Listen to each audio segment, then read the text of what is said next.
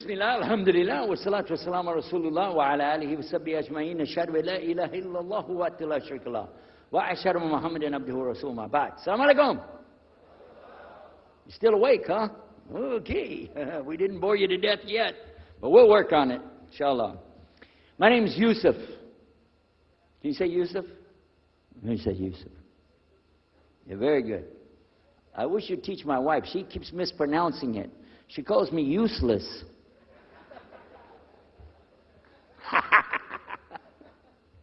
Alhamdulillah. Now, how many of you were in the program today? I was teaching us, trying to teach about how to call the people to Islam called da'wah. How many were there? Okay? All right. I just used an example what I was telling you about. Remember I was telling you when you introduce yourself to somebody, you got to get friendly with them. So I just used an example right there. Because this will disarm the people. This disarm them and make them relax a little bit. Because they're coming to you with things like, how come you Muslims has to kill all the people?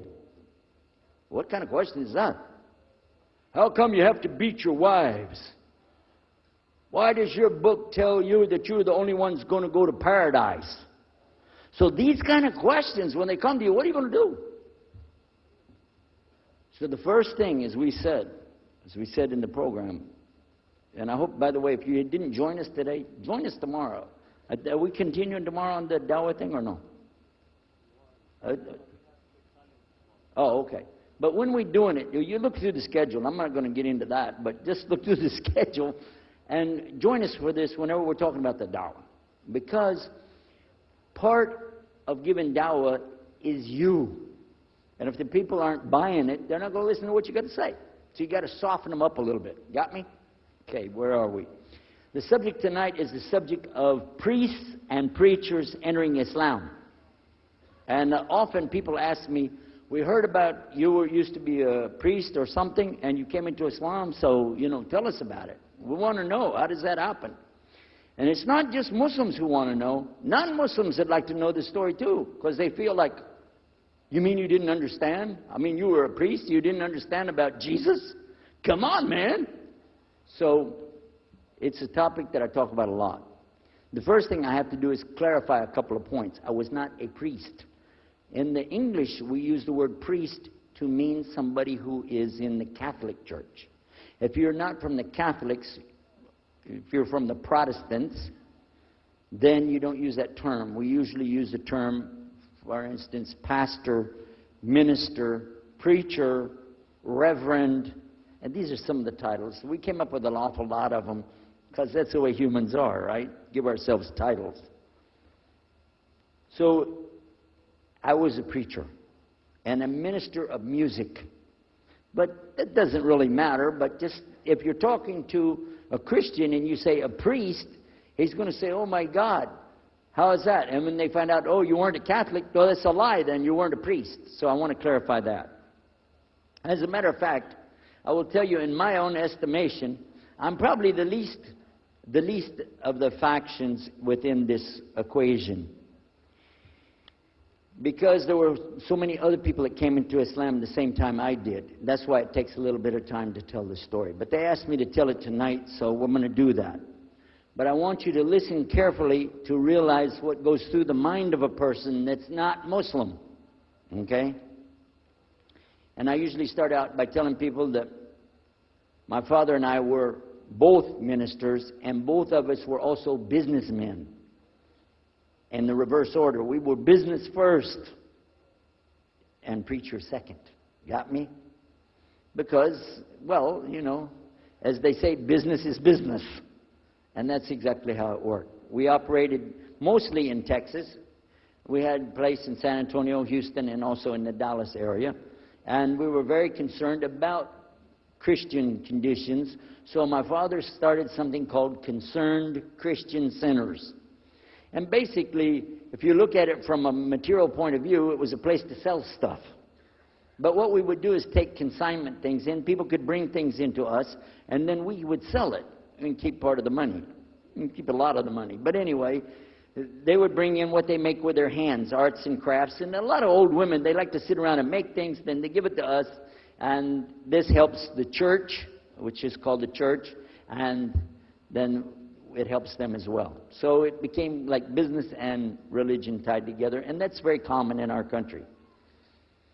At one point, my father told me, we're going to start doing business with a man from Egypt. Well, I said, well, this is great. International sounds good. We can put this in our business card. We're international. He said, and this man is from Cairo, Egypt. And that's where, if you know, they have the Nile River. They have those big pyramids. They have the Sphinx, Abu Hul. You know, they got everything. I'm saying, oh, this is good. He said, and he's a Muslim. I'll never forget it. I've told the story many times, but it's just like it happened yesterday. I'm standing in between the kitchen, or in the dining room and the living room area, you know, like this when we're talking, and I just stopped like this. I said, what? A Muslim? No way. No way do I want anything to do with that. Dad, come on, you should know better than anybody. Because we were linked in with other preachers. My father supported people like Pat Robertson. Huh? You know him? Huh, Pat Robertson? And Oral Roberts. He's not very popular anymore, but he used to be real strong. And his ministry up in Tucson, Tulsa, Oklahoma. In addition to that, people like Benny Hinn. I don't know if you heard of Benny Hinn. He's coming over this way, so look out. And there's many of them. John Hagee, and the list goes on. Jerry Falwell, Jimmy Swaggart. Some of the names, maybe you heard those before. We know these people. We know all about them. All about them. Okay? So at one point, here I am standing there talking to my father about a Muslim. These are the enemies of God. This is what we've been taught. These same people, I just mentioned their names, in their preaching on the television and so on, this is what they teach. Muslims are no good. Now it just became Muslims are terrorists. But back then, you know, we didn't reach that level yet. We were still just kidnappers, hijackers, you know. They said that Muslims don't believe in God, that they're worshiping a black box in the desert, and they kiss the ground 5 times a day. Now that's what we know, man. So here's this Muslim going to do business with us. I told my dad, no way, I'm not going to do it. And he insisted. He said, I want you to meet this man. He's very nice. And I said, I don't want to meet him. I never am like this, by the way. But on this case, I said, no, that's one thing I'm going to stand firm against. We're not going to do it. He said, I want you just to meet him. I said, all right, I'll do it for you. I'm going to do it my way. I'm going to go to church. And it's going to be on Sunday. When I come out of the church, I'm going to have my Bible under my arm. I'm going to have the salib. I used to carry a big cross. I'm going to have my cross with me. And I'm going to have my hat that says, Jesus is Lord. And I'm going to have my wife, born-again Christian, with me. And we are going to get this demon, devil, infidel, Muslim, and we're going to show him Jesus. Okay? Now, this is a true story, by the way. So I got up that morning on Sunday, and I was thinking, man, you know. We went to church. Strangely enough, the preacher was preaching out of the Old Testament about salvation coming at the time of David, which really puzzled me, because according to Christianity, it's coming through Jesus. And it really, that opened a door for me, but that comes up later in the story. Why was he saying there's salvation before Jesus? That's interesting. Now, when I get there to my father's store, I'm looking around, you know. I'm looking for somebody wearing, you know, a long white robe and some kind of black, you know, thing over that with a long beard. And I guess I was looking for me, wasn't I? Anyhow, when I get in there, I don't see this guy. By the way, imama, sword, everything. Ayatollah Khomeini, maybe. This is what I had pictured. I said, where is he? I'm ready. My father said, he's over here. I said, where? I said, here. This is a normal guy. He was normal. He didn't have a beard. He didn't have any hair at all. I said, how do you do? I told him my name. He introduced himself. His name is Muhammad. I said, how do you do?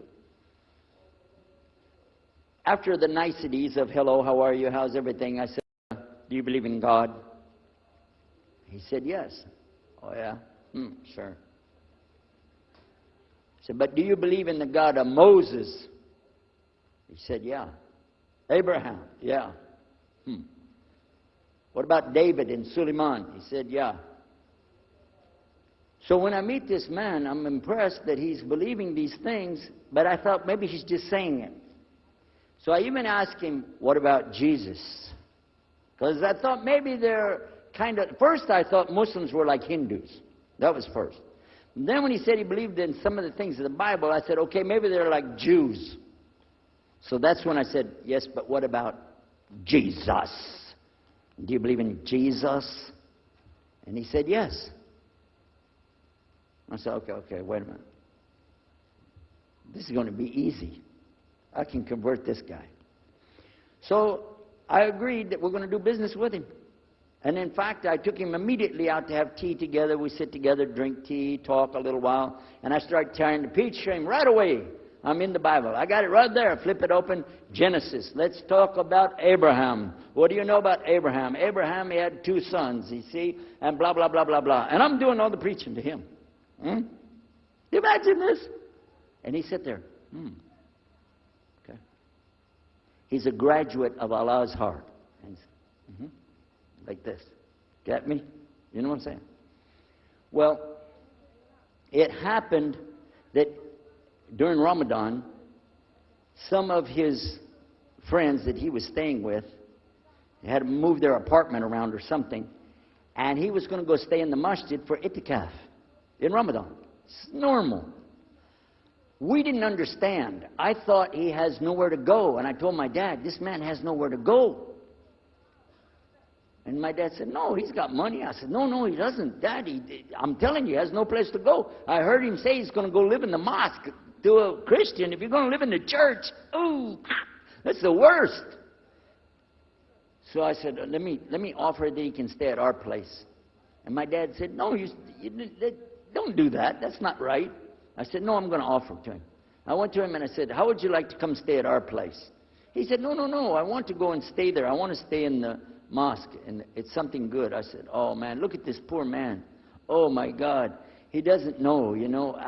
He just, oh, poor soul. Please come and stay in our house. And he said, no, I can't. I need to go stay over there. I said, look, I'm scratching his dignity. So I told him, listen, no. I want you to come and you can pay. You can pay money and stay with us. He said, how much? I said, $15 a week. Which in America is like nothing. $15 is nothing. I said, and then he kind of hesitated. I said, and we'll pay for all the food. Well, you eat $15 worth of food in one day in America. He said, okay, all right. And I told my dad later, I said, see how I did that? Because now he'll stay with us. He knows he's getting a good deal on the food, and I was making it all about money. Well, I didn't know he wanted to come and stay with us. He wanted to learn about how are Americans and how is the dawah going to be. What do we believe? Especially people who are preaching. So he came and stayed in our house. And I said, well, now that's good. I'll travel with him and go with him in places, and he'll see and he'll learn about Christianity. As we were traveling and working together, we put up tables just like this and booths and things and set things out for people to come and look at them and sell things. And I caught him one time. When somebody wanted to take something from the front, he took it from the back and gave it to him. And I looked at him. And the next time somebody started to take something, he took from the back and gave it to him. I said, hey, Muhammad, we take the stuff from the front because that's the old stuff. The new stuff in the back, just hold it back. You know what I'm saying? This is dated material. Get rid of the junk first. He said, no, I can't. In my religion, we can't sell something unless we give the people the best. I said, got me on that one. And I'm supposed to be telling him about a better deal. I said, okay, yeah, whatever. You're never going to make any money, though. But that's all right. Over a period of time, I came to learn a lot of things. Also about being humble. A lot. Because this man was obviously well educated, very articulate, could really talk about a lot of subjects. In fact, I tried to debate with him about many things, but he was so wise and well-educated that he could see what I was doing, and he would take it easy and let me win every debate. I could win any debate with him if he wanted me to. But if he wanted me to lose, I was going to lose. This was how well he could handle it. Now, what happened, one of the preachers that I knew, another preacher, who used to carry a big cross and walk down the street so people would stop and talk to him about religion, he had a heart attack, and he went to the hospital. So I went to the hospital to visit him, and while I was visiting him, I met another man in the hospital who was in a wheelchair. This gentleman had a problem. He didn't want to talk to anybody. And I told him, let me witness to you. Let me share the message of Jesus with you. So I took out my Bible, and again, I started telling him about a prophet, Prophet Yunus, alayhi salam. And I'm telling them, look at Jonah. He's in the belly of the whale. He's in the sea. He's down there like this, and who knows how long. And suffering like this, you don't have as big a problem as that. And God saved him, so he could save you too. He said, didn't want to talk to me. I asked him, what's your name? He didn't want to tell me. Where are you from? He said, I'm from Venus. So what's that? Well, we do have, there is a Venus, Texas, by the way. But he said, you know, he's from another planet. So I kept, each time I would go, I would talk to him, witness to him. Finally, one day, he started crying. I was pushing his wheelchair around. I took him down. I rolled him around different places. He started crying one day. He said, I'm going to confess something to you. I need to confess something to you. Now, to a Catholic, confession means you're going to tell the priest all your sins. And then he's going to forgive you. Well, I wasn't Catholic. And I told him, listen, I'm not Catholic and I'm not a priest. I'm a preacher. He said, I know better than you do. I am a priest. I said, oh my God. This man is a priest, and he knows the Bible better than I do. He said, I just have had a hard time. I've been here and having heart attacks, and I've been having problems and everything, and trying to figure out a lot of things. He said, I'm sorry I took it out on you. I really am. I apologize. And he started crying. And when he started crying, I felt sorry, you know. I hugged him, and I said, it's okay. One day I went to the hospital, and my friend was gone. So I started visiting with the priest. And it happened one time I went to visit him at the hospital, and he was gone. And I asked him, where did he go? They said he went home. I said, home? He's a missionary priest from South America. How did he go home? She said, I don't know, he's not here. I'm sure his family. I said, he has no family. I know him personally. He has no family. Where did he go? She said, I don't know. We're not responsible for them. I said, well, let me see where he went. You got it in your file? She said, I can't do that. Those are locked up. Nobody can look in the file. And I got in the lady's face, and I said, listen to me. This man could die in the street right now, and it's going to be your fault. And you're going to get sued because I'm going to sue you for him. She said, okay, his folder's over there, but I'm not going to watch. And I went over and I looked for it, got an address where he went. Sure enough, he was in a place where they put people that have no place to go, a shelter. So I went to the shelter, and I found him. He was still on crutches. He saw me. He started crying again. He said, please get me out of here. Get me out of here. I said, okay, come live at my house. Now, I told you the story so you can see something.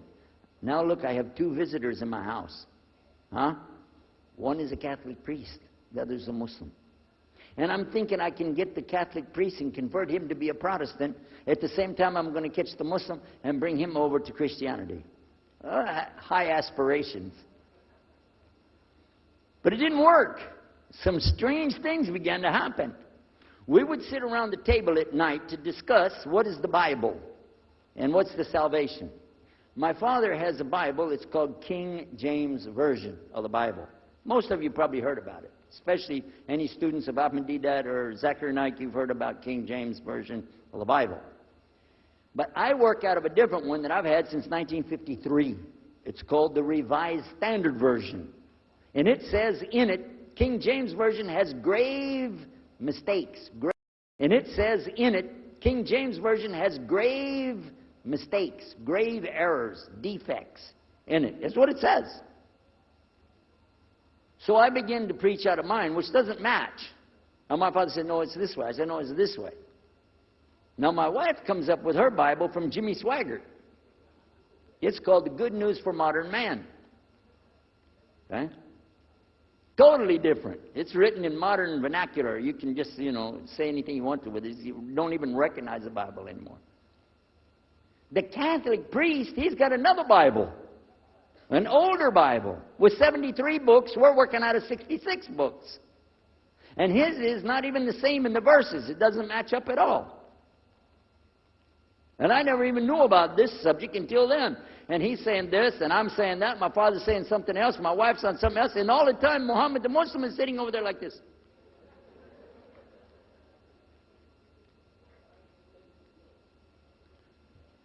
So we asked him. I guess it was me asking him. I said, well, how many versions of your book, your Quran, do you have? He said, the Quran has no versions. There's only one. It's original. It's in the Arabic language. ذَلِكَ الْكِتَابُ لَا رَيْبَ فِيهِ. This is the book that has no doubt. هُدًى لِلْمُتَّقِينَ. It's guidance for those who have taqwa for Allah. As Sheikh Muhammad Jabali was just telling you about this shield or taqwa that you have to have between you and Allah subhanahu wa ta'ala. And only certain people are going to get the huda, hidayah, dina, from this Quran. These people that have the taqwa. So when he's telling us that the Quran is one, I'm going, huh? And it's in the original language, we still have it. You know what I was thinking? He's lying. I was sure he was lying because he could see the problem we were having, and he just sat back and made that up. But I don't know Arabic at that stage, so I don't know what to say. Maybe, I don't know. And he left it at that. He didn't try to preach. But it put a big doubt in my mind now about, we got all these books, he's got one, and la rayba fi, no doubt in it. So another time, we had another discussion that came up. Now this time, I went to the other preacher who had the cross. And I was asking him, I want to be able to explain the Trinity. He said, you know the Trinity. I said, yeah, I know. And I know the Council of Nicaea when we had that. But I want to know the way to explain it so a human being can just understand it. He said, okay. It's like an apple. Just take an apple. The apple has a shell around the outside, the skin. Inside is the meat. Inside of that is the seeds. Okay? 3 things, 1 apple. That's the way. I start going back. I'm going to tell this Muslim about the Trinity. But on the way, I remember his arguing with me, his way of debating with me. I said, no, he's going to tear me apart. As soon as I say seeds, he's going to say there's more than one. So it could be 7 or 8 or 9 or 10 gods all rolled into one. No. It's got to be special. It doesn't work like that. Let me go back and try again. So I went back to him. I said, what if he says there's more than one seed in there? He said, okay. I said, and besides, it could have a worm running through it. Then that would make it go up another notch. What can I do about that? He said, okay, forget the apple. I said, okay. It's like the babe, the egg. Use the egg. The egg has a shell. Inside of the egg is the white. Inside of the white is the yellow. 3, 1 egg. That's it. That's good to go. Now I start going home again, and it hit me. Wait a minute. The egg could have a double yolk. God becomes 4, just like that. Plus, it could be rotten. I'm not going to ask him again. So at the market one day, I saw a man, and I was talking to him because I was listening to some things that Muhammad had told us about the belief in Islam. Allah is one. And so I was telling this guy, I got some doubts about the Trinity. He said, you a preacher, you have doubts? I said, yeah, it doesn't make any sense. It doesn't make any sense. How could 3 be 1? He said, okay, look. You see me? I'm one man. I said, yeah. He said, my wife? Yeah. It's one person. Yeah. He said, my son? Yeah. 3. 1. One family. It's the family of God. Use that. I said, there you go. The family of God. You don't get very far on that one, and you realize right away they could have another kid just like that. But worse, they could get a divorce. You want a God that can get a divorce? Huh? In Texas, if you get a divorce, your wife gets the car, cars, house, your retirement check, your 501, your Keogh plan. She's going to get your computer and even your email. You got nothing left. And I don't want a God that could have a worm in it. I don't want a God that can be rotten, and I don't want a God that can get a divorce. I want to explain this Trinity the right way. Sure enough, the subject came up, Trinity. There we are. Now here's the priest trying to talk about the Trinity is like an apple. I'm going, you don't go there. And then the egg, don't worry about it. The family of God, forget about it. I know what's going to happen. So we ask Muhammad, we say, okay, what do you say about God? What do you think he said? أعوذ بالله من الشيطان الرجيم بسم الله الرحمن الرحيم قل هو الله أحد الله الصمد لم يلد ولم يولد ولم يكن له كفوا أحد. And he explained it something like this. Say he is Allah, the unique, not like anything else. He's eternally sought after by his whole creation, but he doesn't need the creation. He's not the father of anything. He's not the son of anything. He's not like anything. And he is unique. Ahad. I said, boy, that's exactly what I already think, but I can't admit that. That sounds too easy. But plus in the Quran, Allah subhanahu wa ta'ala tells us to tell the Christians, don't say three. Here's a little point. I'm going to go out of the story for a minute to show you something. Nowhere in the Old Testament, the Torah, or the Zabur, the Psalms, or the Injil, which is the New Testament, nowhere in the Bible do you find the word Trinity. Not once. Not once is the word Trinity. But it's in the Quran. We have it in the Quran. It says, Thalath, tell them not to say Trinity. But they don't have it, and Allah said, don't say it. Guess what else? The word Bible is not in the Bible. Bible is from Greek. It means biblios or book. Book.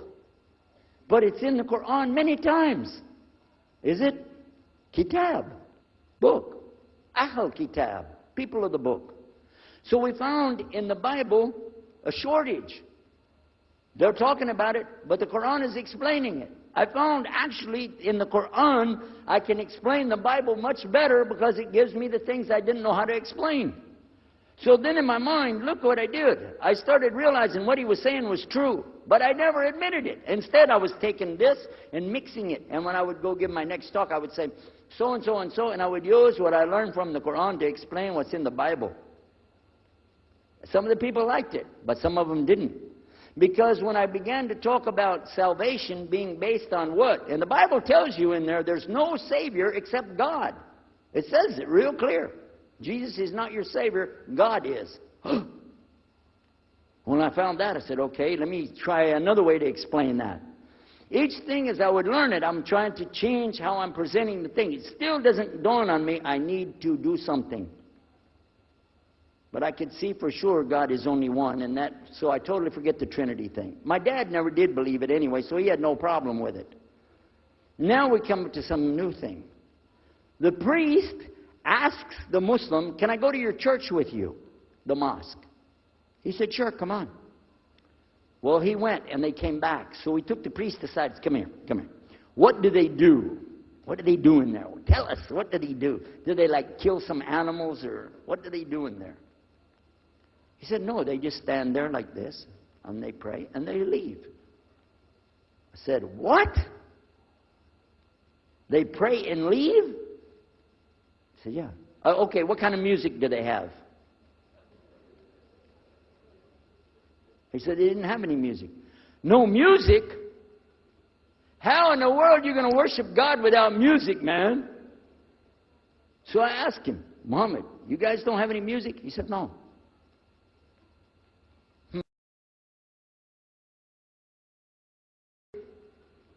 How in the world are you going to worship God without music, man? So I asked him, Muhammad, you guys don't have any music? He said, no.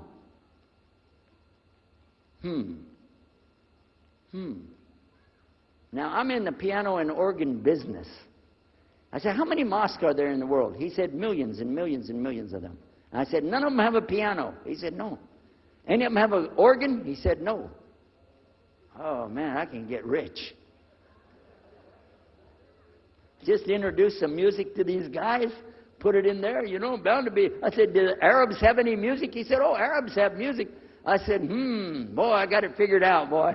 I can see my next $1 million coming right straight up at me, So then the priest asked again another time. He wanted to go back to the masjid again. He went, this is middle of July, 1991. He went to the masjid with him again. And by the way, this masjid, Sheikh Mohammed Jabali knows it very well, is on Medina Drive in Arlington, Texas. And that's where they were going to, because we were living in Midlothian, just south of Oak Cliff and south of Dallas. So they didn't come back. All night we're waiting. What happened? Very late they came back. And when he came in, I looked. There's Muhammad. I recognized him. Who's the guy with him, though? He's wearing a white jalabiyah, white dress like this. Has a white pillbox cap on his head. And I looked at him and I said, Pete. His name was Father Peter Jacobs, but we're not, Catholics, so I don't have to call him Father. I said, Pete, did you become a Muslim? He said, Ashhadu an la ilaha illallah, Ashhadu Muhammad Rasulullah. I said, oh my God. Now I used to have cameras like these cameras right here, because we had a television show called Estes Music Jamboree. So I got one of our cameras out, opened it up, set it all up on the tripod, and I was going to interview him and ask him, well, why you went to Islam? What happened? While I was talking to him, though, he fell asleep. So it was still in my mind, and I was thinking, what am I going to do? This is too amazing. Now here I'm preaching to the people, and I'm trying to change what I'm saying, and here's a priest just became a Muslim. My father's saying it's a good deal. It sounds all right to him. I don't know what to do. So I decided I'll talk, make mashura. I talked to my wife. We have an apartment upstairs. We were in our apartment up there, and I'm telling her, oh, a priest became a Muslim today. What is that? And can you imagine what they were saying about the Quran and saying about this and so and so? All of a sudden, she said, I want to get a divorce. Oh, whoa. It's not the subject, but what happened? She said, no, all this talking about religion and talking about Islam, and so I can see. I said, oh, no. No problem here. No problem. I said, you thought no, I was just observing somebody else. No, I'm not interested. Trust me. I don't want to be with those Muslims. The last thing I want to do is be with a Muslim. No way. Just put your mind at ease. She said, I need a divorce. I said, where are we going with this again? What's the problem with that? What happened? She said, a Muslim can't be married to a Christian. I said, what? No, wait a minute. Hold on. I don't look at me. I'm telling you, I swear I don't want to be a Muslim. Okay? Okay? And even if I did, don't you remember what he said? A Muslim man could be married to a Christian woman. It's not a problem. But I'm not saying I won't do. I'm just saying it's not a problem. She said, that is the problem. A Muslim woman can't be married to a Christian man. I want to be a Muslim, so I need a divorce.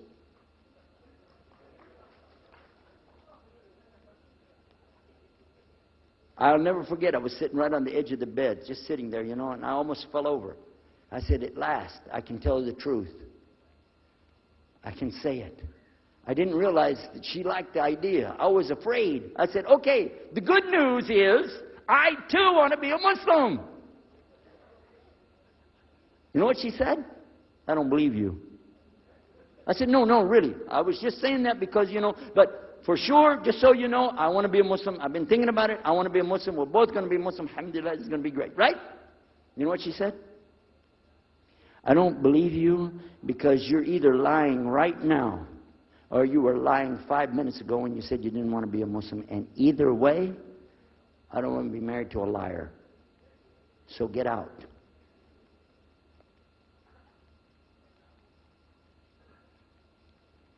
So I started leaving. I'm walking down the stairs of the apartment. I'm down to my father's part. I said, wait a minute. Where am I going to go? This is my father's house. I just got thrown off of my own property. What happened here? So I went to get to Muhammad, and I woke him up. I said, come, you and me, we got to talk. Come with me. And we went outside the house, and we walked those country roads in Midlothian, Texas, until the time for the sun to come up at dawn. And all that time, I talked to him about what's it like to be a Muslim, how do you have to believe, what do you have to do. Let me hear all of it now, and no more playing a game. I'm not debating, I just want to know. Just tell me. Just tell me what's Islam. I need to know what I need to do. And he told me everything, and I realized this is it. I got to make a decision. This is a big deal, though. And he told me, okay, this is up to you. You have to go make a choice for yourself. I can't help you. I said, oh, my God. So when he was praying Fajr, I decided, I've been watching this man praying this direction with his head on the ground. It's so beautiful to see a man humble himself, put his head on the ground to the Rabbil Alameen. I said, oh, my God, let me try that. So I sneaked off somewhere where nobody could see me. Illallah. And then I found a place, a board there, you know, and I bowed down on the ground, and I put my head down on the ground on that board there. And by the way, I'm pretty good at speaking, especially in prayers. I used to make so long a prayer, they wouldn't let me say the prayer at Thanksgiving because the food would be cold. Okay? So, but I put my head on the ground, and only these words came, no more words, just this. Oh God, guide me. That's it. And I was thinking, well, I got to say more than that. Nothing. Oh God, if you're there, guide me. That's it. After a while, I sat up and I looked around. There wasn't any fancy rainbow. It wasn't birds flying around. There was no big signs from above. There was no music, angels, harps, nothing like this. It was just a cloudy day in Texas. But inside, I could realize I had to make some changes. To me, that's what I need to do. There's the problem, it's inside of me. Within a few minutes, it became clear what I needed to do, and I had to develop an idea of how to pull this off. I talked to my wife, I talked to my father, I made a bath, and at 10 o'clock that morning in Midlothian, Texas, I went in front of this man named Muhammad and this new man named Yahya, who used to be the priest, and I said, Ashhadu an la ilaha illallah wa ashhadu anna Muhammad Rasulullah. Immediately after that, my wife did her shahada. Ashhadu an la ilaha illallah, ashhadu anna Muhammad Rasulullah. A few months later, my father did his shahada.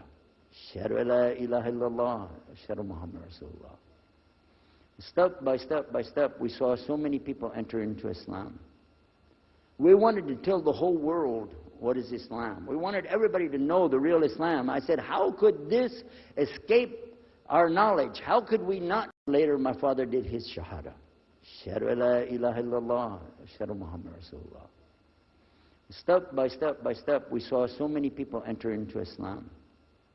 We wanted to tell the whole world what is Islam. We wanted everybody to know the real Islam. I said, how could this escape our knowledge? How could we not know about this great and wonderful thing called Islam? And it looks like all we got to do is just tell the people. I went to the imam of the masjid there and I told him, let's tell the people. Then I found out something else about us as Muslims. And that's why we've got this convention here right now. This is why we have the exhibition. So you're going to use this week to learn how you can become, inshallah, the best Muslim you can be, and how you can show the real Islam to the people that are not Muslim. This is your duty. This is your duty. This is your language. This is your people. Just as it's my duty to give the message to my people and my language. And so the same way, it's your duty to give the message to your people. Allah will not ask you if they made shahada, but He will ask you if you delivered the message. Alhamdulillah, today, I can tell you with no doubt in my mind, we have seen thousands of people give shahada. Several hundred at a time.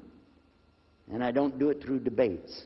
But I don't need to debate any Christian. I was a Christian. I am a Muslim. If you want, I can give you both sides. Easy. Okay? I'll play both parts. I'll be the Christian and tell you this, and then I'll be the Muslim and give the answer. And there won't be any argument. And I've done that so many times. And let me share one story with you before I end. I'm going to leave now. Inshallah. I was telling the brothers today that I was asked to give a talk in a church in Hagerstown, Maryland, just outside of Virginia. This was in 1999. And I went there and I gave a talk in the church on Sunday. Because I know how to address the people. How many years was I a Christian? 50 years? I know what they want to hear. Get them ready, and they said, oh, wow, this is normal preaching. But then when I came to the part, La ilaha illallah, I stayed on La ilaha illallah until they said, yes, that makes sense, it makes sense. There was one old lady that she was saying yes. Afterwards she said, yes, but I just don't want to do it the way you're telling me. Okay? But guess what else happened? 2 people did shahada right there. Hello? In the church. In front of their preacher. They said, yes, we agree. We like this. We want to know more. And we say there's only one God to worship. Shahadu la ilaha illallah. In front of the preacher. And one of them was his daughter. I took them to the masjid, and they did shahada in the masjid that afternoon, a Sunday afternoon. And later, the boy, he married the girl. They're Muslims living there now. Now, let me ask you a question. If I would debate and argue with this preacher and made him look stupid, would he ever bring me back again? No. I'm going to ask you a question. If you were at a place and you saw somebody change their religion to another religion in the temple of that religion, and the father was the priest there, what would you think? Is that man ever going to call me again? Do you think he'd call me again? 3 months later, he called me again. Come back again. We really enjoyed it so much. I said, how's your daughter doing? I want to remind him, see what he's going to say. He said, well, she's doing fine. She likes Islam. It's very nice and lovely. She treats us so good. You know, we're amazed at her personality. We love you guys. Could you please come back again? And I did, alhamdulillah. So I'm just showing you that it's not guidance from me, not guidance from you. It's guidance from Allah. Allah guides whom He wills. Whom He wills. So we ask Allah to guide me, all of us, and all the people. And whoever He guides, they'll be fine. But whoever Allah doesn't guide, they got a problem. Serious problem. Our job here with this exhibition of peace, the vision of Islam, is to do one thing. Communicate the true message. If the people don't want it, that's your choice. That's their choice. You don't have to take it. But it's our responsibility in putting this on, all the scholars that are here, it's their responsibility to tell us what's the truth in Islam and let us see for ourselves. And that's what we're going to try to do through this week. So I need you guys to listen to me. You have to participate. Your side of it. Your side of it is to show up every day. And your side of it is to bring other people. I want you to look at all that blue plastic. Look at the blue plastic back there. You see that blue plastic? The next time we come up here, I don't want to see blue plastic. And that means I don't want you to steal the chairs tonight, okay? I want you to go get some people and fill up those chairs so they can hear this message before it's too late. Because if that man from Cairo, Egypt, had not taken the time to spend 3 months of working slowly, carefully, nurturing myself, my wife, my father, my daughters. They also became Muslim, by the way. I forgot to mention that part. And a priest. Look at what Allah gave him. And from all the people that we gave Shahada, this man in Egypt is taking the reward for that, even now. Even now. I'm not saying you'll give a Yusuf Estes the Shahada, but I'm saying Allah will give you the reward according to what you're trying to do.